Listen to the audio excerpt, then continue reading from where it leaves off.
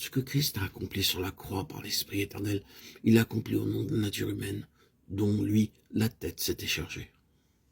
Ceux donc qui reçoivent en Christ celui qui a été crucifié, reçoivent non seulement ce que leur mérite, sa croix, mais la force même que leur acquiert cette croix.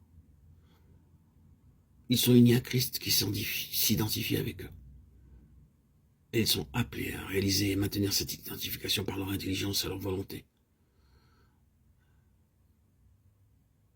Sachant que notre vieil homme a été crucifié avec lui, je suis crucifié avec Christ. Ceux qui sont à Christ ont crucifié la chair. La croix de notre Seigneur Jésus-Christ par laquelle le monde est crucifié pour moi et moi pour le monde. Romains 6, Galates 2, 20. Ils sont unis à Christ qui s'identifie avec eux.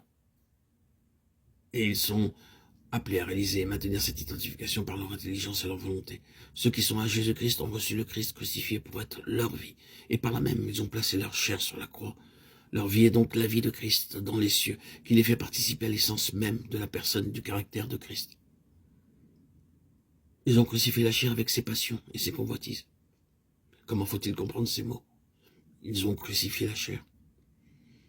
On se contente généralement de penser que la croix ôte la condamnation qui pesait sur la chair. D'autres pensent qu'il s'agit là du devoir de faire souffrir la chair, de la mortifier. D'autres encore voient là l'influence morale que doit avoir la pensée préoccupée de la croix. Chacun de ces points de vue offre quelques éléments de vérité. Mais pour en réaliser la force, il faut remonter à l'idée fondamentale. Crucifier la chair, c'est la livrer à la malédiction. La croix et la malédiction sont inséparables. Celui qui est pendu est malédiction de Dieu. Maudit est quiconque est pendu au bois. Deutéronome 21, 23, Galates 3, 13. C'est donc dire quelque chose de très sérieux et solennel que de dire « Notre vieil homme a été crucifié avec lui. Je suis crucifié avec Christ. » C'est dire « J'ai reconnu que ma nature déchue, mon moi, mérite la malédiction, qui n'est aucun moyen d'en être affranchi sinon par la mort. Par conséquent, je l'avoue volontairement à la mort. J'ai reçu pour être ma vie le Christ qui est venu se donner lui-même, qui a voué sa chair à la mort de la malédiction de la croix, et qui a reçu une vie nouvelle en vertu de cette mort-là. J'ai redonné place sur la croix mon vieil homme, ma chair, mon moi, avec sa volonté et ses œuvres, comme pécheur souillé et maudit.